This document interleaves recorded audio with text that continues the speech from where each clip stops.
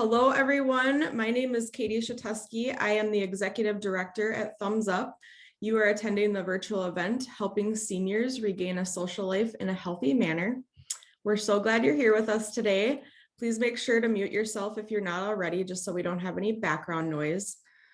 Thumbs Up is a local nonprofit that helps support those who suffer from a mental health disorder, find resources, and also to lift up those families who have lost a loved one to suicide. This topic and senior mental health is especially close to my heart because in 2010, I lost my grandfather to suicide. The news of my grandfather's death and the grief that came alongside it was the reason Thumbs Up was created. We started as a small 5K memorial run and have since blossomed into a mental health pillar in our community. I'd like to take this opportunity to thank Elk River Senior Living, the Center for Hope and Healing, and our guest speaker, Patty Olson, who will be presenting today. We are so thankful for their support and partnership to bring this virtual event to you today. Our community is stronger because of the relationships that we create, and we are all stronger when we can work together. So thank you so much for being part of this event today. Now I'd like to introduce you to Lori Neal, the Marketing Director at Elk River Senior Living. Hi, thanks, Katie. Good morning, everyone, and glad you can join us. As Katie said, I am the Marketing Director here at Elk River Senior Living. We are a family-owned senior community here in Elk River. We offer independent living, assisted living, as well as a memory care neighborhood. This topic is important to us because we've seen the effect that it has had internally here with not being able to see family, and it's hard. And so we're starting to see that light at the end of the tunnel. We've had the opportunity to get our vaccines in here. We're open for families to come in. We're open for tours. So it's starting to, see the sunshine there and be brighter, and we're really excited about it. So we're honored to be a part of this. Thanks for joining us. And I will pass it over to Kirsten Gill from the Center of Hope and Healing.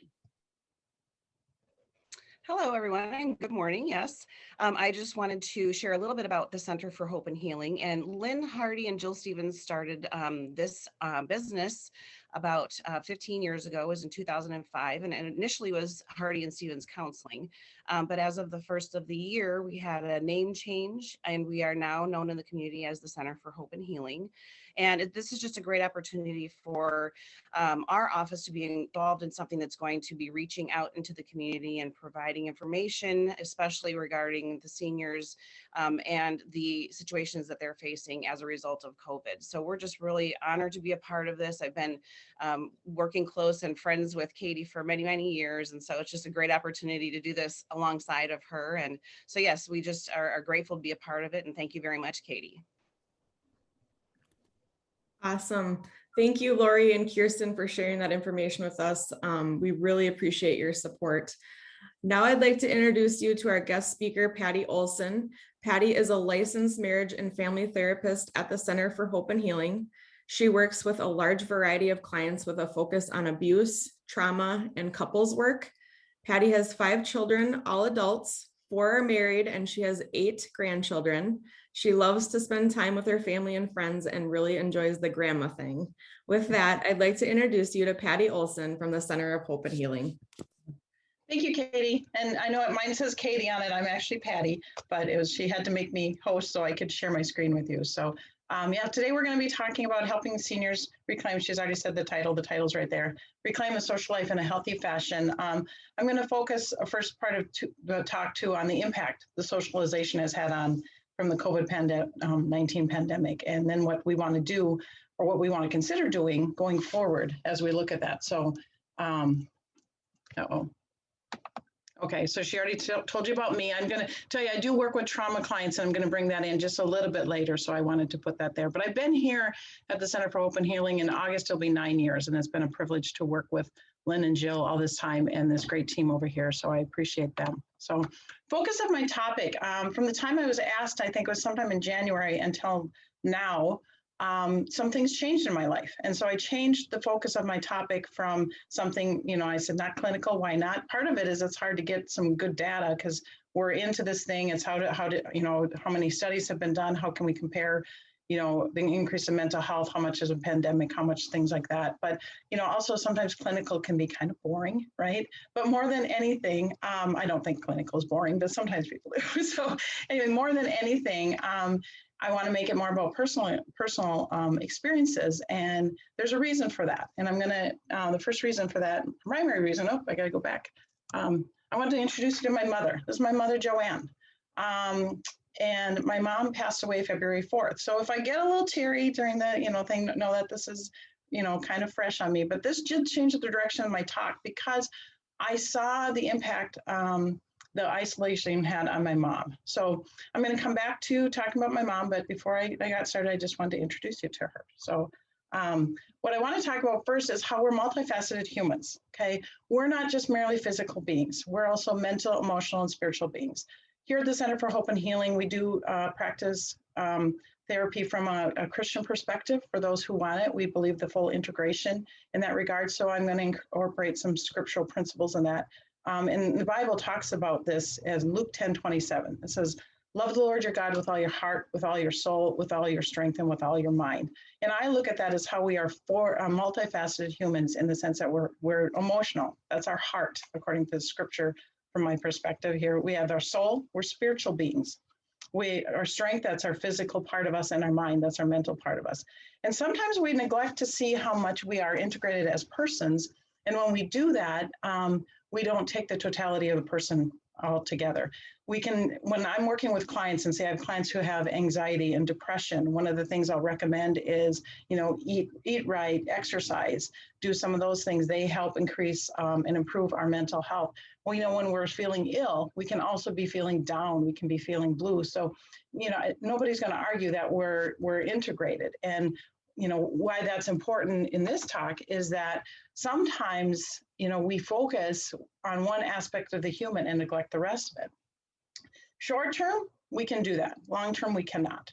And what I mean by short term is think about ER, a triage, right? Somebody coming in, they're protruding blood, right? They've got a broken leg. Okay, they just were in an accident. Okay, they're not going to stop and set the broken leg. What are they going to do first? They're going to triage. They're going to stop the bleeding, right? Because if they bleed out, who cares about a broken leg, right? That's our short-term approach to things. And I think one of the things we did with a pandemic is our short-term approach last March, shut things down, 2-week flatten the curve, kind of socially isolate, right? For a while, we were hoping that would contain things. And then when that didn't seem to do it, this short-term turned into a long-term. And, the short-term idea was to protect the physical body so the virus isn't spreading to the physical bodies. But as we did that and it went long-term, we started neglecting to see how it was impacting people in the long term, which is the other parts of ourselves, our emotional, our spiritual, our mental health things, and I already talked about this, but as a professional, I see this all the time, how we're so fully integrated and we can't neglect that. So I believe I saw things that we failed to consider the whole person during the pandemic, and that's why we're seeing an increase in anxiety, increase in depression. Kirsten and I were talking about this. We've talked about this at our practice. Our needs are up. People are calling in with more mental health issues, anxiety, depression, loneliness, domestic issues are up hugely because people are, being contained together. We're not having those outlets. We're not getting out. We're feeling more stressed. So we're seeing an increase across the board in all sorts of mental health issues. So it's one of the things we need to consider. Okay, was this the wrong approach? Okay, somebody else said that's a Monday morning quarterback approach. Possibly, but what we did is we protected our physical bodies, but we neglected the other aspects of self. From what I was seeing, and this isn't a time to kind of go and talk about what they could have done better or any criticisms of our leaders. I think they were doing the best they can with what they had and the information they had in front of them. We can't undo what was done, right? But we can learn from this, and so that's part of what I want to say is what can we learn from this? And one of the things I think we can learn from this is that social isolation is for the long term is not the answer. So how do we do that in a healthy way, right? We have to find other solutions. I'm not here to tell you that there's one right approach or even what, some of the things I might suggest is the best way. It's just kind of food for thought. It's, this is, some of the things as I get down later is how, what might we do better? What might we do better next time? and how can we, again, begin to socially isolate now in a healthy way. So, okay, oops. Okay, so back to my mother. Okay, back to Joe. So my mom lived for family events. So prior to her death, there were 75 of us in 4 generations. We're not a small crew, right? Now we're 74 without mom in 3 generations, but I have 6 siblings. We have 20 grandkids and we have 28 great grandkids, and with spouses, we're a big crew, right? And my mom was an only child. So it's kind of funny that an only child ended up with all these kids, but she lived for her family. She lived for family events. That was like her lifeblood. Back in the fall of October 2019, she fell coming out of the shower. She ended up in the hospital, 13 staples in her head. I remember her telling me later, she goes, I opened my eyes and realized I'm in the bathroom and I'm still alive. She goes, I thought I'd be dead. It was a pretty bad fall. She went in the hospital. She came out of it, but she developed sepsis. She got really weak. She told me more than once, this is my Waterloo. My mom could be a little dramatic, but it was kind of funny. So, but she rallied. We had family around her. We were kind of coming in and taking care of her. We kind of threatened to send her to my brothers if she didn't behave, but she did a good job. She rallied, and we had family events coming up the next year. We had 2 more weddings, 4 more great grandchildren. She lived for the experiences, so her spirits lifted, and I believe some of that family dynamics that she wanted to be a part of helped her keep going, right? And then shortly after that, that was October, November, December, then we come to the first of the year and the pandemic shutdown happened. Okay. There's no visitors, you couldn't leave, there's no in, there was no out, there was Easter coming up with the big family that I have. My mom always had somewhere to go. We always had some big family event. And so she was really bummed. Like, she was depressed. I can't go up for Easter. A lot of her neighbors were experiencing the same thing. But to their credit, they would decide to make the best of it. I was so proud of her. She called me one day. She's like, we're planning an Easter parade. She goes, we're going to decorate our walkers. We're decorating our doors. They kind of did an adaptation of the song, The Easter Parade. She was telling me about it. She was so filled with joy, right? She was so excited about this. And I thought, good for you guys. You're making the best of this situation, right? You can't go in, you can't go out, but you're going to still do something fun. And then she woke up the Saturday before Easter and said, everything changed. There was no furniture in the common areas. All activities were canceled. They were told they couldn't leave their apartments. My mom was devastated. First, she was in shock. I remember, listening to her and talking to her, and she's like, I don't know what happened. And then she was just really sad. And we're like, you know what, Mom? It's going to be short term. This will be fine. We'll get through it. We'll have a makeup Easter later or something, right? That was kind of our plan. Short term turned out to be not so short term, right? So for us as a family, what we decided was we saw Mom, we heard Mom in her voice, and we talked to her on the phone, and she was getting more and more depressed. So we're like, what do we need to do? There was also some senior facilities that were having a widespread COVID. So we're like, okay, we want to protect Mom physically. We want to help Mom emotionally. What are we going to do? So she went up to Detroit Lakes to stay with my brother and his wife. And it was these small adventures that kept her happy. They live on the lake. She could sit on the deck every morning. It was really nice. Here's some pictures of my mom. My sister-in-law took her spring flower shopping. You can see she's just having a blast, right? Here's a couple of her grandchildren and great-grandchildren. She just, you see the joy on her face. She just loved these things. My brother took a little different approach. He took her to the compost pile. That was one of her outings, but she's still happy. You can see she's kind of just enjoying being out. And I'm like, wow, she's even without her walker. So she was actually really bouncing back well from feeling depressed, right? And then after a while, we sent her back home. But during this time, and we continued, we did family Zoom calls, just like we're doing here. Mom would perk up, just being able to be time with her family. Not everybody has that opportunity. So she was, we were very fortunate, felt very blessed with that.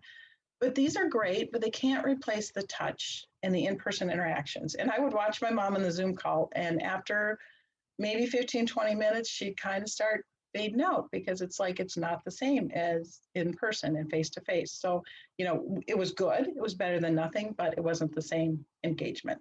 So anyway, so she came back home. After about 6 weeks, she moved back to her apartment, and she was isolated most of the time. We weren't allowed in. We wanted to sometimes take her out for drives. Oftentimes we were told no, because they were worried about, her getting, catching it and bringing it back in. And I began to see her health decline. Emotionally, she was very depressed. She was getting weaker and weaker. When I finally could talk to her and like see her, and even just talking to her, she's like, I can barely go 10 minutes without feeling tired and worn out. And I know that I saw her start to lack her will to continue. We did have some other things coming up that she fought for, right? This is my daughter's wedding in August. So she really loved that. That was a wonderful time for her. We had an outdoor wedding and we kept it small, and she was a part of that. You can see the joy in her face there. You'll love this next picture. This is my mom's last hurrah. This is her and my nephew's wedding in December, which was really kind of her last big family event. But she looks kind of like the Queen of England here, I think. I don't know what she's sipping on. I think it was the champagne bottles. But anyway, she had a great day. That was in December, and she was doing really, really well. But these are kind of these intermixing of family events during this time, and did great. But then the end was here. Mom had surgery. It was a major surgery. It was on her carotid artery. It was kind of that, do we do the surgery? Do we not? And, there was a risk and reward thing. But at the time, only one family member a day could be at the hospital with her. And that was really hard because she's facing the surgery to some degree, somewhat alone. With the size of family we have, anytime mom was in the hospital before, she always had company, right? She could rally, but she was alone during this. She died 2 days after surgery.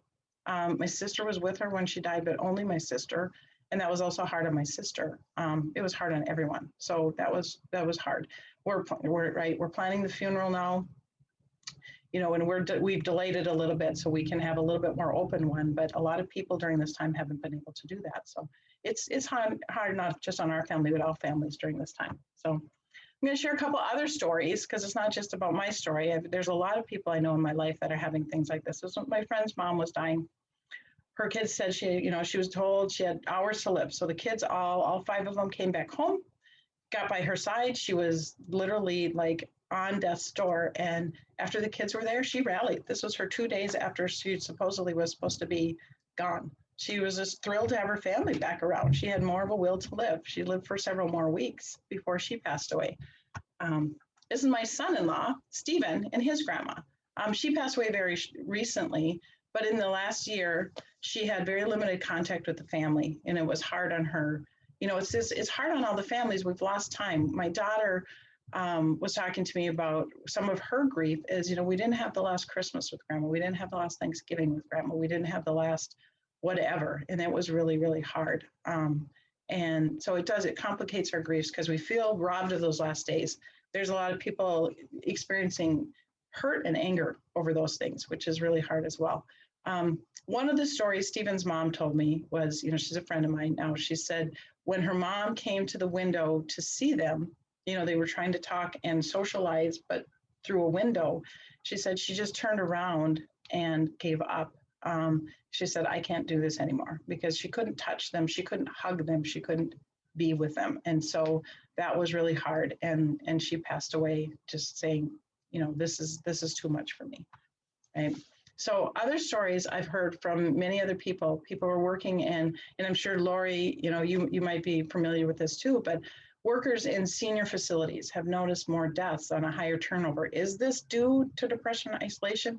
That's where it's really hard to gather the clinical data because we don't know definitively if it's from that or it's from something else, but they're just saying, I'm noticing a higher turnover rate. More seniors seem to be passing away. And some of it is the lack of socialization is really having an impact. I know some people work with memory care clients, dementia and Alzheimer's clients, and when there was no longer volunteers allowed to come in, no more socialization, their cognitions were decreasing rapidly, okay? And the thing with this population is they lack the elasticity in their brain to retrieve what was lost during isolation. Kids have been, with some of the isolation they've had, coming back into it because their brains are younger, still developing. There can be a little bit more time to catch up, but with this population, what's lost is lost, unfortunately. That's a really hard, sobering fact, right? Other impacts, okay, so during this past year, no funerals or the funerals are limited. This creates a lack of closure for families and it complicates our grief. We're not allowed to say goodbye. Friends, if funerals happen at all, oftentimes they're just very, very small, have been very small. We're watching friends and family die. For seniors, they're often not able to go and have those closures with their good friends in the funerals. So families are disconnected. I've been dealing with a lot of people who are feeling a lot of sadness and a lot of anger over things going on. And I've been having to help people walk through that, because these are all some of the big impacts of the pandemic and the isolation that's been having. Just a brief thought of when my dad passed away, which was many years ago. We knew he was terminally ill, and we spent as much time with him as possible. I think there was rarely a day that a family member wasn't over there. The connection facilitated good closure. So when Dad passed away, it was like, it was okay. We had big family celebrations. We had our big last Thanksgiving. Dad wanted 2 turkeys and 20 pies, and that's what he got. So it was good. It was just a nice big family event, and we were, all together. And those kind of things are what we want to be able to have with our seniors in their last days, right? Here's doing it a little differently, not significantly, but some. This is my children's, their paternal grandfather. He died in October of stage 4 lung cancer. So my kids had a double whammy this year. They lost 2 grandparents in a short period of time, but he did have limited contact for a while until he was in hospice, but they lived in another state, so the rules weren't quite as stringent. They were able to go in and go out to some degree. They'd take him out and do something. So they had time with him. And at the end, the last few weeks of his life, the family was there. And I saw the huge difference it made for my kids to be able to have this time with Grandpa. So this is my daughter and her husband, another daughter and her husband, and then the picture on the, the left here's a family kind of being around Grandpa. And then they had the funeral. And the funeral, it was nice to be able to have a funeral, in-person and funeral. It was still kept small. Jim had been part of this community for all of his life. And if it hadn't been limited, the funeral home would have been packed out. But as it was still nice to be able for them to say goodbye and have the family around. So that was good. So this was his 4 children and his wife. So anyway, so now let's get into how to socialize, right? We're kind of shifting into how are we going to help our seniors socialize now during this time. So I start looking up and I start researching suggestions, how to help seniors socialize, during the COVID pandemic. And everything was virtual, right? As you can tell, maybe a little bit already, I'm kind of going, virtual's not the answer. Virtual is nice. It's better than nothing, and it helps facilitate things. But face-to-face with touch is the most beneficial for humans, for our mental and health and emotional needs. Okay, I go back to my friend's mother, my my son-in-law's grandmother. Okay, when she could no longer socialize except through just the window, she gave up. She didn't want to do it anymore. It was too hard to see her family and not be able to touch her family. So virtual is nice, and we need something more, right? Benefits of being social. Being social not only helps seniors feel less isolated, but it gives them other benefits, right? It increases their mental alertness. When they're talking and engaging with others, there's a huge benefit to that. Going back to the dementia clients and the Alzheimer's clients, right, or patients, it helps stave off some of those symptoms and can help keep their cognition strong, or it reduces, let's say it reduces the decline. It reduces their decline in their cognitions, okay? It encourages physical activity. Just think about going on a walk and talk, right? Those are the things that people can do. It improves mental health, it improves emotional health, fights depression. It says, I'm going to read here, it says, loneliness often causes severe bouts of depression and feelings of loneliness. In severe cases, the senior may start to lose the will to live. Social contact and the secure knowledge that others care will help prevent or fight depression. So depression can lead to hopelessness, which causes the seniors oftentimes to just lose that hope for, or lose the desire to continue, okay? And I've heard some stories of that. Again, it's hard to come up with the clinical data. Can this be proven? But I've been basing it a lot on the stories. Being social, okay? It relieves physical discomfort. When I'm sitting and talking to somebody and I'm engaging with them, whatever that might be, laughing, joking, just being connected. I don't think about my pain as much, right? And it creates our support system. We are together, we're feeling connected, we're feeling supported. And actually there's studies that have done that it extends life. In a study carried out by Brigham Young University and the University of Chapel Hill, North Carolina, researchers found that seniors living in isolated conditions with few social contacts faced a 50% higher risk of dying in 5 years than seniors who remained social. So that's huge, right? 5 years at that age, that's huge, right? And my reference for that is right at the bottom if you're curious about that. So I also want to talk about the benefits of touch, right? Because we're talking about the benefits of social, and I think social, there's this, but there's a social face-to-face, there's energy that's had when we're together, right? And why is touch so powerful? There's a biological, we're made for touch. We have a biological stimulation with touch and with interacting with each other. It benefits us across the board, every aspect of self, right? Our emotional, physical, mental, spiritual, it does. Promotes bonding, think about the babies. There's a lot of studies that have been done. I know people heard the terry cloth monkey. There's a baby chimpanzee monkey could pick between the terry cloth mama and the other mama, and always went to the one where it was soft, and there's touch, the bonding is there. It improves positive connection. Touch reduces anxiety and stress, okay? There's the levels in our body of dopamine and serotonin, right? Physical touch increases levels of dopamine and serotonin, two of the neurotransmitters that help regulate your mood and relieve stress and anxiety. Dopamine is also the pleasure center in our brain. So touch facilitates those things, and touch also helps boost our immune system. I know we kind of we went the opposite direction, no touch to protect our immune system, but the reality is we're designed for touch. Our bodies are designed to touch and to, connect, and then that can improve our immune system. And it does help reduce even diseases associated with the benefits of touch. So that's my rationale there. So what can we learn? We're built for relationships. We're built for touch. In my opinion, socialization is not the answer, okay? Vaccines are here, and people are getting, I think more and more of the population is getting vaccinated. There's always going to be another virus. They're already talking about new strains of COVID. Every year there's a new flu shot that comes out. So we can't continue to work in this model of social distancing, social isolation, keep our seniors locked up. Was this necessary? Okay. That's not necessarily a popular view, but it's something worth considering. Was all of the shutdown like this was it really necessary?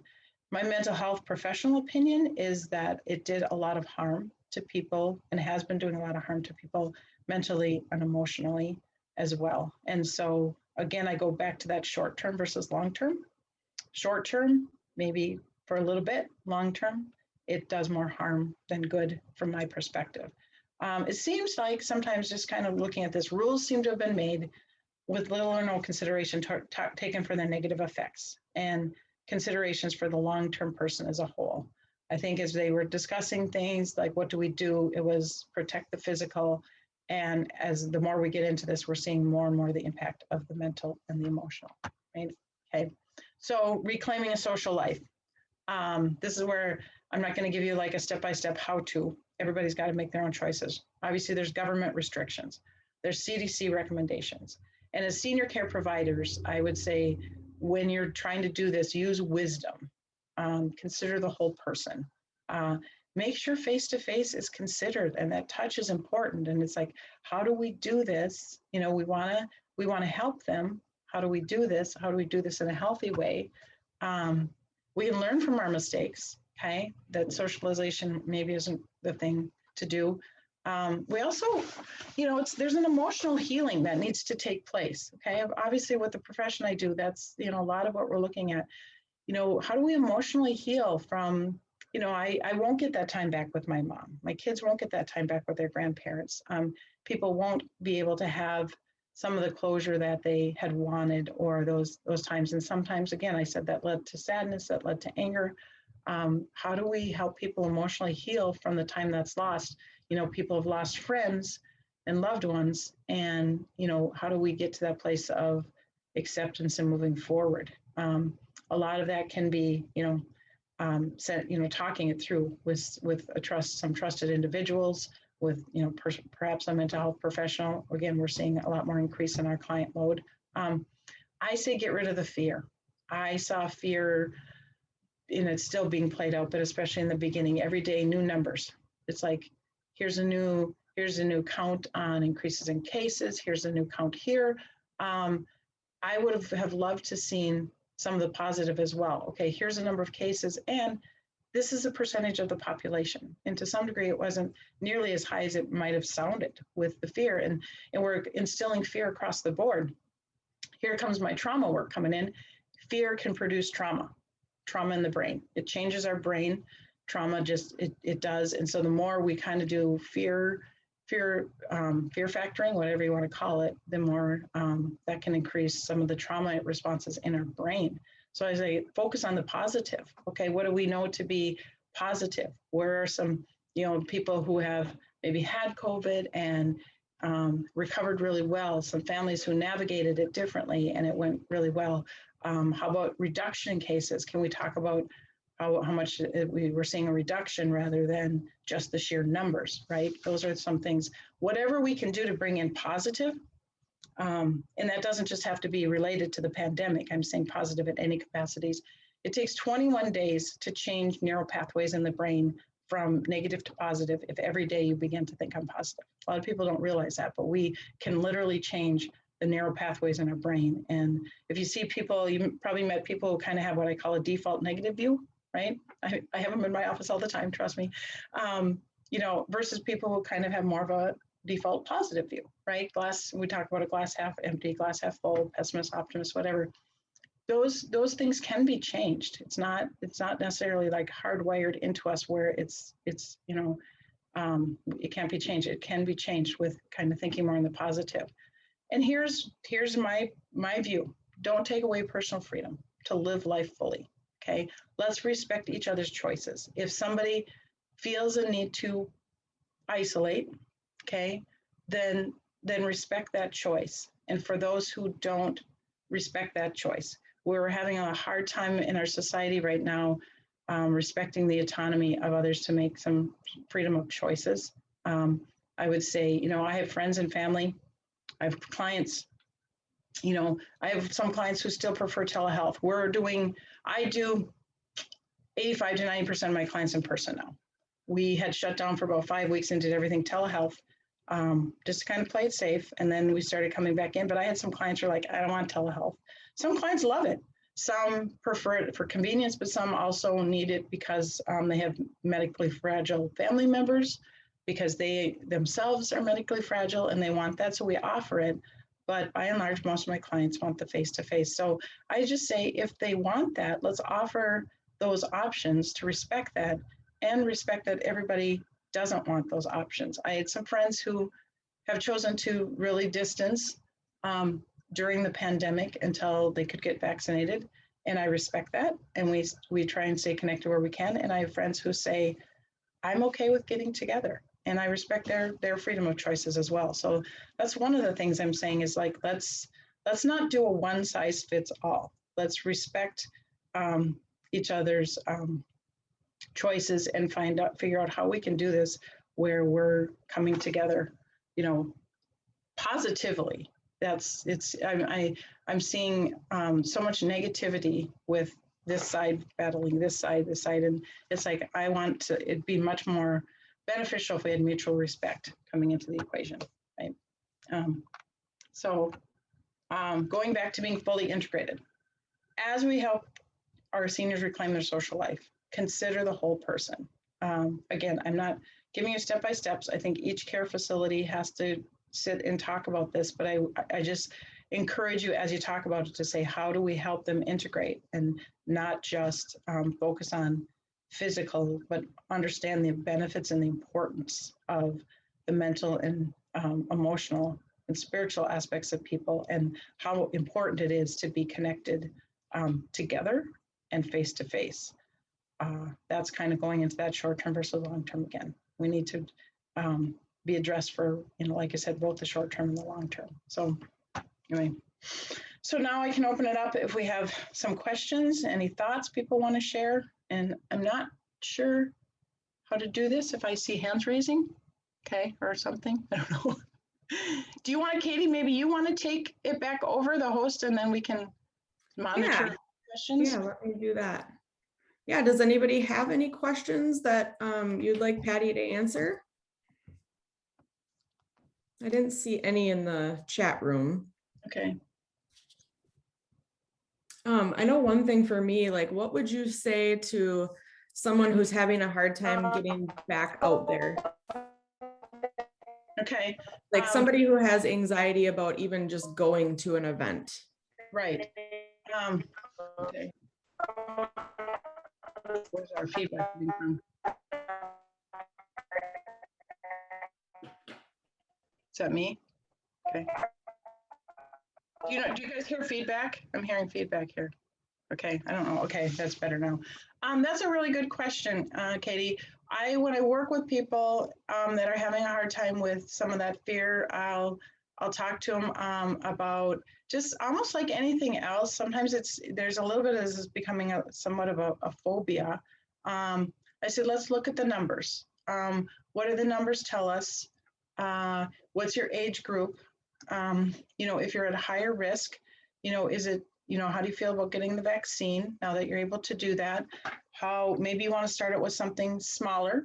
Let's not start out with, going to, the 65,000, person stadium that's packed full, right? Maybe we start out with a smaller social event and see how we do that, kind of a small integration. But I do encourage people to kind of look at the numbers and their probability of the risks, maybe even talk to people who have had COVID, who have recovered from it. Don't just talk to one person who had a really bad experience, talk to several people, because everybody in my life who has actually had COVID that I know personally said, yeah, I got over it pretty quickly. It wasn't too bad, right? And so kind of helping them alleviate some of that fear can help do some of that. So does that answer your question? Yes. Okay. It does. Is there any other questions out there? I've got a question, Katie. This is Kirsten Gill, and I work at Central Lutheran Church, and so a big part of my ministry that I do is working with seniors, and certainly our visitations that I normally do in facilities and at homes have been limited this past year. But as we kind of resume some of that, what would be good signs to look for in people that indicate maybe a more significant problem with either depression or anxiety that, they need to get additional assistance type of a thing, particularly, related to just the isolation and stuff that they've been experiencing. You want to take that, Patty?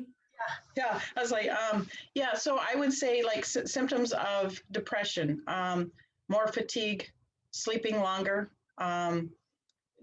just a withdrawal, a lack of interest in doing things that they used to like to do, so sometimes feeling more hopeless, more of a negative bent on some things, starting to have maybe feeling badly about themselves or they've let people down. So I would say just that increase in, if you're seeing people be more withdrawn, more fatigued, more lethargic, just generally more sad in their demeanor, and a lack of doing, like if they used to be pretty active and social and then now they're not, that would be something to be concerned of as well. That's kind of on the depression aspect of things. Anxiety would be kind of that heightened fears, talking a lot more about fears and not wanting to go out and do a lot of things from a fear factor. So if people who were used to do things are no longer doing things, kind of parse that out with, why not? Is it, anxiety, depression? But, at what level, at what stage would it maybe recommend them to get help? When they seem like this is going on for more than a few days and they're not bouncing back. I say the sooner you get intervention, the better, the sooner we can kind of turn things around. So does that answer your question there? That does, but I have a little bit of a follow-up to that. So, so oftentimes, these visits for me, it's maybe just, an hour or 2 hours type of a thing, and it's not that frequent. So I may not notice some of those kind of signs. So are there good questions that I could ask them that would maybe help draw out some of that I would be able to discern and kind of assess, ooh, I'm catching that there's a little bit more going on with them that maybe they're not sharing, because initially, right now, I was able to see a few people last week, and boy, were they so excited to see me. And, it's just so such a blessing. But to dig in a little bit deeper into them without, like I said, I'm not a professional counselor, but would love to be able to, if there's certain questions that would help me draw out anything that might present a concern. Okay, that's a great question. What I would do is if I'm meeting with them, I'd be like, hey, how you been sleeping lately, right? Ask them that if they're not sleeping well. It's like, is that new for you? Have you, if there's something like, oh, I'm sleeping all the time. Oh, is that new for you? Have you been really tired? It's one of the things. What have you been doing lately to keep yourself busy, right? If there's questions like, oh, not a whole lot of anything. What do you know? What have you done in the past? What do you normally do? That's kind of looking at their activity level, right? Just as you talk to them, they're probably, like you said, their spirits might be up. So it's hard to tell if they're now feeling more depressed, right? Because they're like, yay, people are here, right? So, so some of the things I would kind of focus a little bit more on some of that, like, how's your sleep? Because depression will either cause like we're having trouble falling asleep, staying asleep, or sleeping too much, right? Are you feeling pretty tired? What are you doing for fun these days? What are you doing to keep yourself active? If not much, right? And well, what have you done in the past? Well, I used to do this or that, and and you can sometimes kind of hear the change in like behaviors from the past to the present. So those are just some of the things. It's those are just really casual questions that they don't realize you're kind of giving them a little bit of a depression assessment, right? So anyway. But does that help? Okay, good. Are there any other questions? Okay. Quick question, if that's okay. So here in our office, one of the things that I have the benefit of is seeing people come and go a lot. I sit at the front desk. I'm one of the administrative assistants here at the front desk. And so I see obviously children all the way up through the seniors that visit the clinic here. And I think one of the things that I'm not very intimidated by is approaching people and just offering them a hug. That's kind of what I do. And and you were talking about touch earlier, Patty. So do you think that out in the community, is it okay to approach even strangers and just to, in a season of being a little bit fearful of touch, how would you say, or what would you say would be some ways that we could maybe touch people without being causing alarm or trauma? And because I'll be out in the community and I will certainly go up to someone and I'll just start talking to somebody. That's kind of what I do. And then by the time we're done talking, I'm actually giving them a hug goodbye. But, I always ask first and things. So is there, just along those lines, do you have any thoughts about that? Yeah, no, that's a good question too, Kirsten, because I'm a hugger. I mean, most people who know me personally like, yeah, I'm a hugger, but I would have some friends, I see these Facebooks on, the socialization, for us huggers, the struggle is real, right? And it's supposed to be this funny little thing, but it's true. Some of us are like, but I think even before the pandemic, even being a hugger, I'd be mindful to ask people like, hey, is it okay if I give you a hug, right? You can kind of sometimes sense, people that, but I would just say, just ask permission. It's like, hey, are you okay if I shake your hand? Are you okay if I give you a hug? Because if you're feeling a warmth, I think most people can kind of tell, kind of warm, open, and more open, more, back. If somebody's a little bit more back, I probably won't even ask. If they're feel a little bit more open, I'll ask, hey, are you okay? If I give you a hug, or are you okay if I shake your hand? I think it's just a matter of being respectful and polite and asking permission. And pandemic or not, viruses or not, I think it's just still a good practice, especially when you meet somebody new for the first time. You don't know if, they uncomfortable with hugs or whatever. So, fist bump, I don't know, whatever it might take. So, all right. Does that answer your question? Is that good? Okay. Anyone else? That's something I've been doing too. I just say, are you hugging yet? And it seems to at least open up the conversation. And I have had people say, nope, I'm not there yet. And it's like, okay, all right, that's okay. Good. So I like how you put that, Katie. That's good. Are you hugging? So, anyway, and I'm a hugger too. So that's really important to me and essential to me. So yeah. So anyway, good. Are there any other questions out there? I have a question. Yes. My name is Ruben. I'm one of Patty's friends. Hi, Ruben. And hi, how are you? Good. You're doing a great job. Thank you. I just want to ask a question. I know she talked about the importance of the social circle. Mhm. And obviously elders, they kind of get tired sometimes of their circle just being family. Any suggestions as far as what to do to get outside the family and get them involved more with other seniors their age? I was over at Panera Bread in Brooklyn Park just yesterday morning, and every time I go there, it's like 8 o'clock in the morning. There's like 10 to 12 seniors that get together and just to drink coffee and talk news, family. So obviously that's kind of keeping them pretty sharp. But is there groups that bring seniors together just to play checkers? And your mom, I know, knowing you, your mom was living in an assisted living home, so she got that, I think, not just family, but she got Right. Yeah. she also got friends outside of family. Right. So but I kind of noticed that a lot of times there's just maybe 2 seniors at a park playing checkers or chess or whatever.